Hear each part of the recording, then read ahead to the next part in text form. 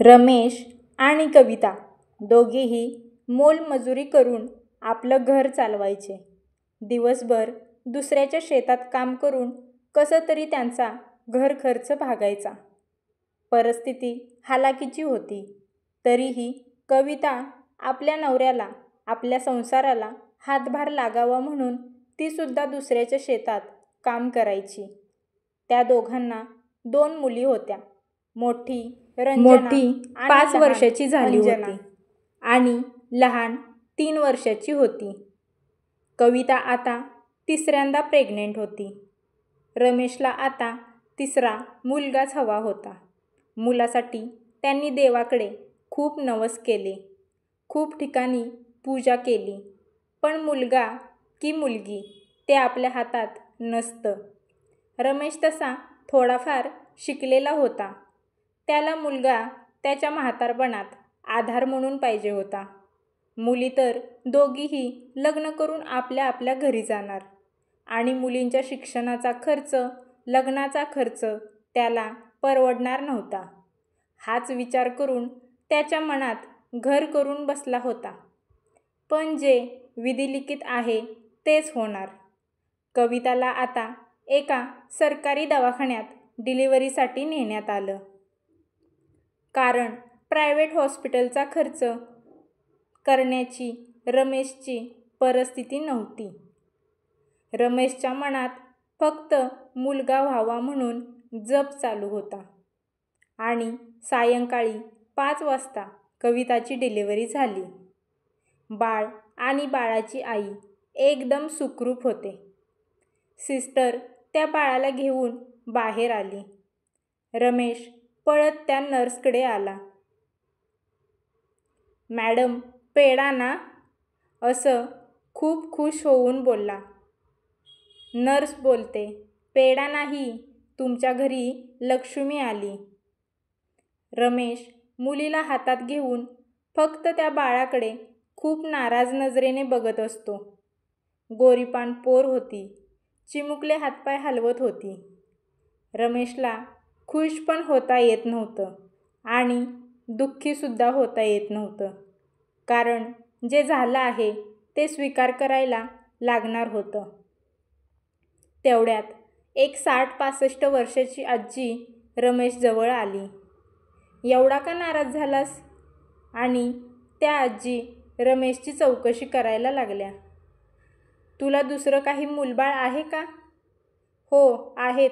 अगोदरच्या 2 मुलीच आहेत. आता 3री पण मुलगीच. माझी परिस्थिती गरिबीची आहे. कसं मी या पोरींचा सांभाळ करू? कसं त्यांचा शिक्षणाचा खर्च करू?" आजी बोलतात, "असू दे, ती नर्स बोलली ना लक्ष्मी आली आहे, तर तू पण तिला लक्ष्मीच समज. तिच्या पावलाने सगळं काही ठीक होईल." आजी त्याला समजावत होती. "अरे, मला तर 3 मुलगे आहेत, पण आम्ही मुलींची अपेक्षा केली होती. मुलगी जरी सासरी केली तरी ती तिच्या आईवडिलांना कधी विसरत नाही आणि मुलींसारखी माया मुलांना नाही. आम्हाला देवाने 3 मुलं दिलं आहेत. एकसुद्धा आमच्या तब्येतीची काळजी करत नाही. आम्ही जिवंत आहे की नाही याचा त्यांना काही फरक पडत नाही. त्यांच्या संसारात ते विसरलेत आईबापाला." आजी रडत सांगत होती. आजीचं दुःख पाहून रमेशने त्याचं दुःख मनातून काढून टाकलं आणि लक्ष्मी समजून देवाचे आभार मानले. 3 मुलींचा तो अगदी व्यवस्थित सांभाळ करत होता. हळूहळू त्याची परिस्थिती सुधारत होती. कारण त्याला एका मोठ्या हॉटेलमध्ये वेटरचे काम मिळाले होते. चांगला पगार होता, त्यामुळे दिवस बदलत होते. आणि त्याला ते नर्सचं बोलणं आठवलं, "तुमच्या घरी लक्ष्मी आली." त्यामुळे तो लक्ष्मीचा खूप लाड करायचा. लक्ष्मी म्हणजेच त्याची 3री मुलगी. कारण तिच्या येण्यानेच घरात सुधारणा होत होती. 2 मुलींचे लग्न त्याने त्याच्या परिस्थितीनुसार केली. आता जास्त लाडाची लक्ष्मी. लक्ष्मीला लग्नासाठी स्थळं बघायला सुरुवात केली. रमेशला लक्ष्मीचं लग्न मोठ्या थाटामाटात तिच्या सगळ्या हौशी पूर्ण करून करायचं होतं. कारण तिच्या येण्यानेच घरामध्ये परिस्थिती बदलली होती. असंच एक दिवस एकाने शेजारच्या गावातील एक स्थळ सुचवलं. मुलगा दिसायला छान होता, लक्ष्मीला शोभेल असाच. एका कंपनीमध्ये कामाला होता आणि घरची परिस्थिती पण चांगली होती. रमेशने लक्ष्मीला विचारून लगेच लग्नासाठी होकार कळवला. मुलाच्या घरचं सगळं चांगलं असल्याने रमेशने बाकी काहीही चौकशी केली नाही आणि लग्नाची तारीख ठरवली. लक्ष्मीला चांगलं स्थळ भेटलं म्हणून रमेश खुश होता. लक्ष्मीही वडील खुश आहेत म्हणून ती पण आनंदी होती. रमेशने मुलीसाठी जेवढं काही करता येईल तेवढं केलं होतं. लग्नाचा दिवस आला. लक्ष्मीचं लग्न झालं. तिला वाटे लावताना रमेश खूप रडत होता. कारण बाकी 2 मुलींपेक्षा तो लक्ष्मीचा खूप लाड करत होता. लक्ष्मीलाही बापाचं प्रेम दिसत होतं आणि त्या प्रेमापुढे बाकी काहीही जास्त नव्हतं. लक्ष्मी तिच्या सासरी जायला निघाली. तेवढ्यात एक लक्ष्मीच्या नवऱ्याच्या गावातला रमेशचा मित्र रमेशजवळ आला. अरे, एकदा तरी मला बोलायचं होतंस की तुझ्या गावात माझ्या मुलीला देतोय म्हणून. रमेश बोलला, लक्ष्मीच्या घरचं सगळं ठाकठीक आहे. मुलगा लक्ष्मीला सुद्धा पसंत होता. त्यामुळे आम्ही कोणाला काही न बोलता डायरेक्ट लग्नाची तारीख फिक्स केली होती. तेवढ्यात रमेशचा मित्र बोलतो, अरे, मला नाही बोललास, पण किमान तू त्या गावात जाऊन कोणाकडेही चौकशी करायला हवी होतीस. त्या घरातील माणसं अजिबात चांगली नाहीत. हे सगळ्या गावात माहीत आहे. मला वाटत नाही ते तुझ्या लक्ष्मीला सांभाळून घेतील, तिचा नीट सांभाळ करतील. मी सुद्धा त्याच गावातला आहे की. मला माहीत आहे ती लोक कशी आहेत ती. बाकी सोड, पण तो मुलगा तरी लक्ष्मीला समजून घेणारा पाहिजे होता. तोही त्याच्या आईवडिलांसारखाच आहे. रमेशला 2 मिनिटं काय करावं काही कळेना. तो पटकन त्याच्या मित्राला बोलतो, अरे, सर्व काही ठीक होईल. मला माहीत आहे माझी लक्ष्मी सगळं सांभाळून घेईल आणि ती अजून लहान आहे. घेतील तिला समजून तिच्या घरचे. एवढं बोलून रमेश डोळ्यात आलेलं पाणी त्याच्या रुमालाने पुसतो. 4-5 दिवसांनी लक्ष्मी तिच्या माहेरी येते. रमेश आपल्या लेकीला प्रेमाने विचारतो, कसे आहेत घरचे सगळे? तुला सांभाळून घेतात ना? त्यावर लक्ष्मी बोलते, सगळे छान आहेत. मला काहीही जमत नसेल तर सांभाळून घेतात मला. तिच्या चेहऱ्यावर हसू आणि मन मात्र आतल्या आत रडत असतं. बापासाठी तिचं आतलं दुःख चेहऱ्यावर दिसत नसतं.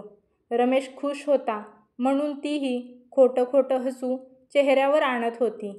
कारण लग्न झाल्याच्या दिवसापासून सासूची किरकिर चालू झाली होती.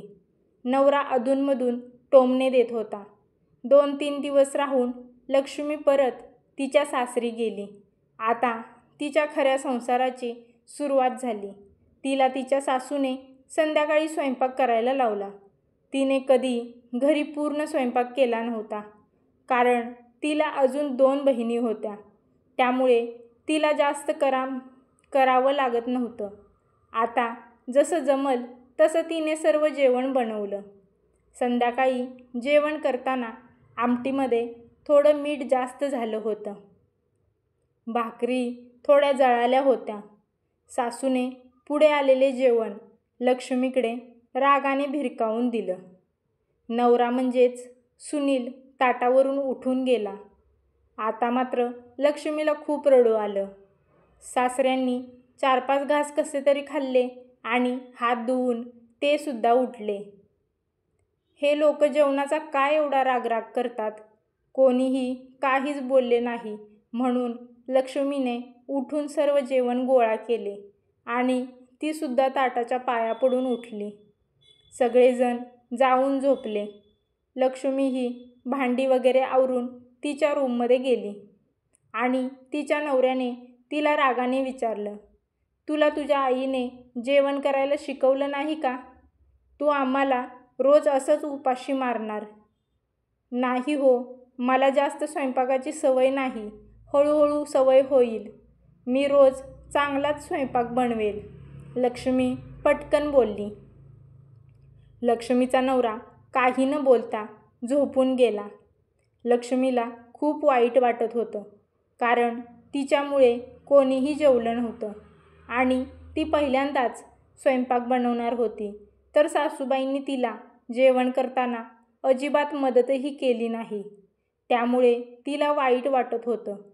कोणती वस्तू कुठे आहे हे सुद्धा सासूबाईंनी तिला सांगितलं नाही. लक्ष्मी एकतर नवी नवरी, तिला काहीही माहीत नाही, तरीही त्या अशा का वागल्या याचा ती विचार करत होती. रात्रीच्या 1:30 वाजले तरीही तिला झोप येत नव्हती. शेवटी विचार करत करत ती कधी झोपी गेली ते समजलंच नाही. रात्री उशिरा झोपल्यामुळे सकाळी तिला खूप उशिरा जाग आली. उठली तर बेडवर सुनील नव्हता. तोही सकाळी लवकर उठून कामाला जायची तयारी करत होता. ती उठून किचनमध्ये आली तर सासूबाई स्वयंपाक बनवत होत्या. तिला आलेले पाहून त्या बोलतात, ही धर्मशाळा नाही, कधीही काहीही, जसं तुम्हाला वाटेल तसं इथे चालणार नाही. आईने काही शिकवलं वगैरे नाही का? सकाळ सकाळी सासूची लक्ष्मीच्या मागे किरकिर चालू झाली.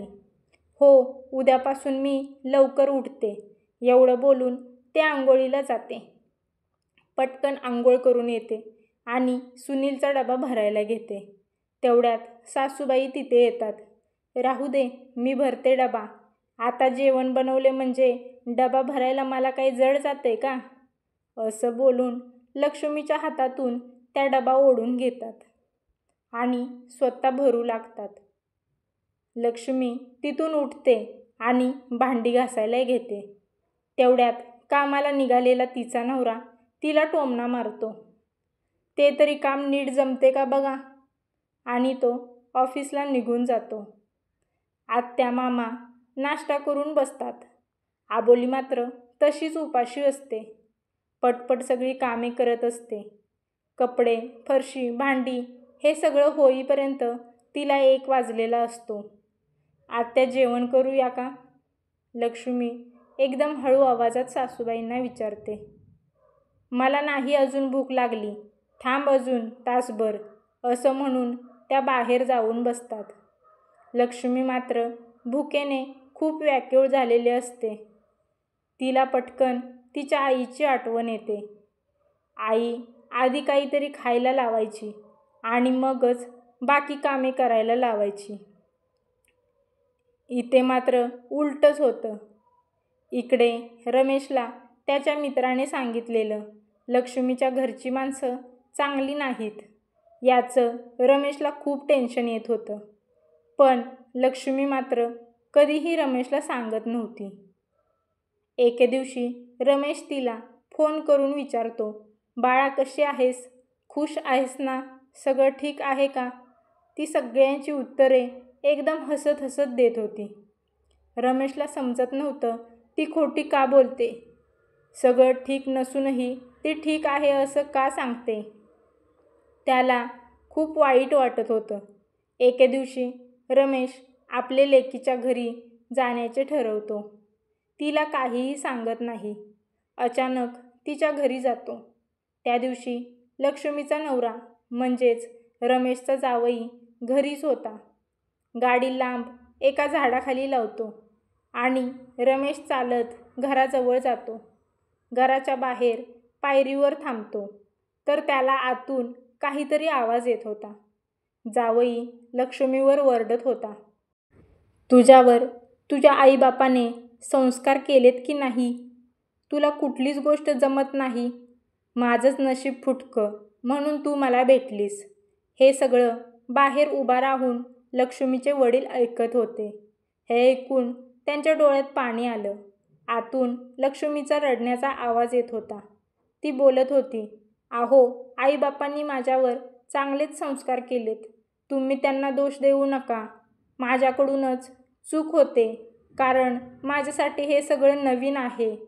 मला काही बोलायचं असेल ते बोला, पण माझ्या आईवडिलांना अजिबात काही बोलू नका. ती रडत होती. थोडा वेळ गप्प बसलेला रमेश दारावर ठक ठक करतो. त्या आवाजाने रमेशचा जावई बाहेर येतो आणि रमेशला बघून बाहेर निघून जातो.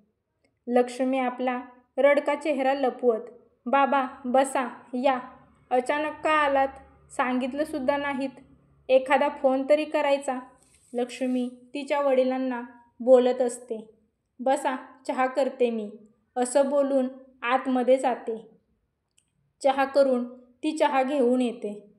"लक्ष्मी बाळा, खरं सांग, सगळं व्यवस्थित आहे ना? मगाशी काहीतरी भांडणासारखा आवाज येत होता." "नाही हो बाबा, टीव्ही चालू होता, त्यामुळे तुम्हाला तसं वाटलं असेल. तसं काही नाही." हसत हसत लक्ष्मी आपल्या वडिलांना बोलली. वडिलांना काय बोलू समजत नव्हतं. आपली लक्ष्मी इथे खुश नाहीये, हिला इथे त्रास होतोय, तरीही ती आपल्याला तसं दाखवत नाही. आतल्या आत रमेशला घुसमट होत होती.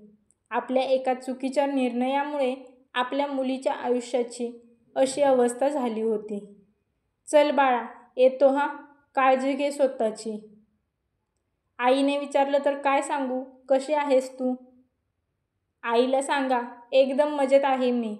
मला सगळं माझ्या मनासारखं जगता येते. काहीही मला त्रास नाही."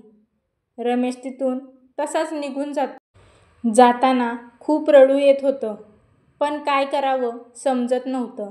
लक्ष्मी आपल्या बापासाठी आणि बापाच्या इज्जतीसाठी जसं आहे तसं सहन करत होती आणि आपल्या बापाला खुश आहे असं दाखवत होती. कारण एकदा लग्न झालं की कोणीही निर्णय बदलू शकत नव्हतं आणि तसं केलं तर या समाजात मान खाली घालून जगावं लागलं असतं.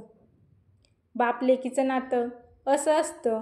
बाप आपल्या लेकीसाठी सगळं काही सहन करत असतो आणि लेक आपल्या बापासाठी आपलं मन मारून जगत असते.